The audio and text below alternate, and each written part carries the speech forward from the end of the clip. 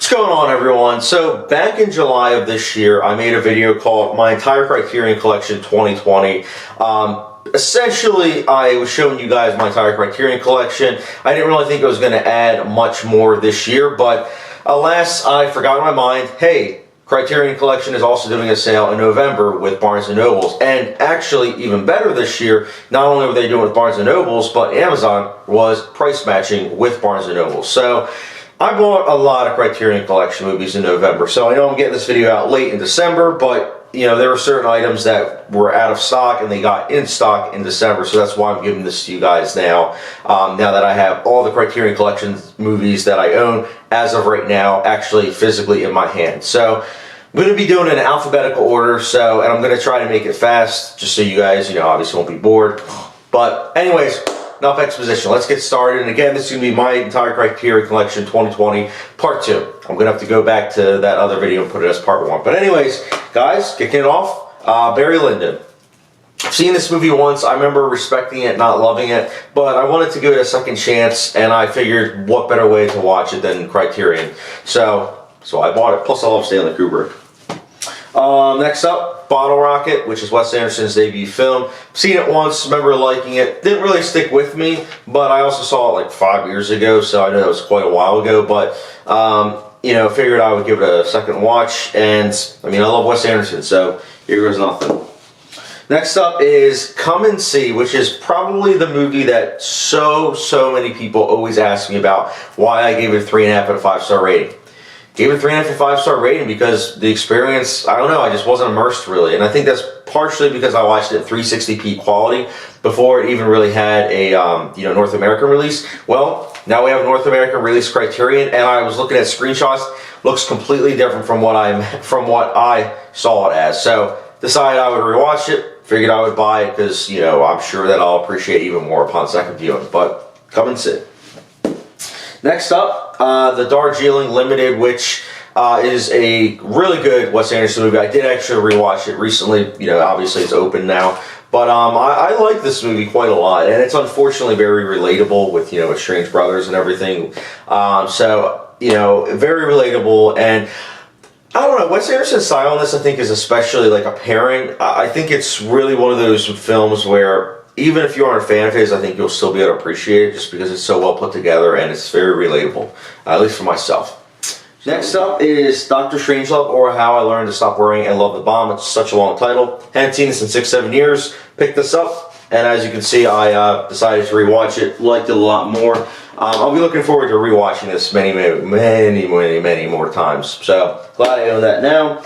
Next up, The Elephant Man. This is one of Criterion's newer movies. I remember liking it 6-7 years ago when I saw it, but I want to rewatch it, and I know it's a David Lynch mainstream film, but it's still a David Lynch movie, and I do love the director, so I do want to give this a second go, and I'm excited to do so. So that's The Elephant Man. Next up, Fantastic Mr. Fox. Now, I actually already own this on Blu-ray. It's the regular Blu-ray, I believe, that 20th Century Fox did. But I decided I wanted the collector edition of Fantastic Mr. Fox on Criterion. So I decided to pick this up. And this is actually a rare Criterion because usually Fantastic Mr. Fox, it's a lot thinner edition, and it's just the Blu-ray. This is the Blu-ray and DVD. So very happy that I was able to get this. This one wasn't on sale, but I decided just to add it to the pile anyways because, again, I do love this film. So, yeah, that's Mr. Fox. I own 2 copies now of that. Speaking of 2 copies, the Grand Budapest Hotel. This is one of my all-time favorite comedies, as well as films in general. So, I already own this on Blu-ray, but decided to pick up the Criterion because the artwork, I looked into the bonus features and everything. It seems like it offers a lot, as well as just I heard the transfer, although it's kind of the same, apparently it's a little bit better. So, very excited to own this, and I mean, look at this. That looks amazing in my opinion. So, own 2 copies of Fantastic Mr. Fox and Grand Budapest Hotel. What can I say? Next up, the Life Aquatic with Steve Zissou. I had only seen this movie once. I remember it being the Wes Anderson film that I liked the least, but I wanted to pick it up anyways because, as you can tell, I decided to pick up all Wes Anderson films on Criterion. I actually liked this movie a lot better the second time, so I am glad I decided to pick this up because I can see myself definitely rewatching this, which is partially why I decided to pick up movies, for rewatchability. And this is definitely a movie I can see myself rewatching in the future, even if it's not my favorite of his. So there's that. And then the next up is the movie M with Peter Lorre. I remember seeing this 6-7 years ago as I was really getting into films. I remember liking it a lot, and you know, what better way to watch it than Criterion. I think I watched the Criterion DVD at the library, so excited to see the Blu-ray now. So looking forward to watching that soon, and yeah, Fritz Lang, what can I say? So that's M. Next up, Moonrise Kingdom, another Wes Anderson film. Also happen to own Moonrise Kingdom, also on Blu-ray, I believe, Universal Pictures. But I decided again to get the collector's edition, which is obviously Criterion.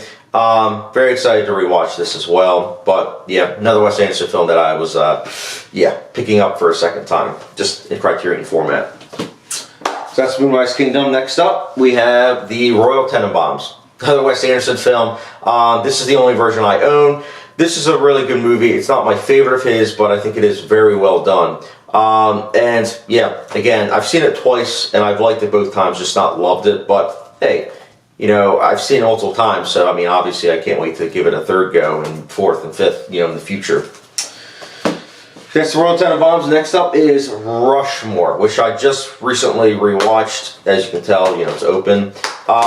Rushmore, I'm glad I gave it a second watch, because this movie is amazing. This movie is truly great. Like, you know, the other Wes Anderson movies I mentioned that, you know, I'd already opened and rewatched that I liked the second time. This is a movie, though, that really is something that I loved. I don't know. I'm glad that I picked it up. This was the first one I picked up in terms of the haul for the month of November. So glad I gave it a second go. This is really good. So that's Rushmore. Next up is the first movie I got in terms of the sale for November, and that was Straw Dogs. Almost got this for the July sale, but I decided to hold out. I don't know why I did, because upon rewatch, I love this film. This movie is amazing. Would highly recommend you watch this. I did watch the remake actually like a couple days ago, and the remake is not good at all. It pales in comparison to this movie. Would highly recommend this original 1971 movie. Dustin Hoffman kills it. The transfer is immaculate. I remember watching this, well, I watched it on a site when I watched it, like, you know, what was it, 3 years ago or so, and I remember it looking okay, but on Blu-ray, it actually looks immaculate. Definitely the best way to watch it as of right now. So that was Straw Dogs, and then last but not least, Y Tu Mamá Tambien, which is an Alfonso Cuarón movie. Only seen it once as well, but you know, the packaging I really was into. I thought it was really cool. The story I remember loving, and I just remember also giving a flat-out 5 out of 5. Don't know if that's still going to hold true upon rewatch, but I'm excited to give it a second go. But yeah, that's my entire Criterion collection, part 2.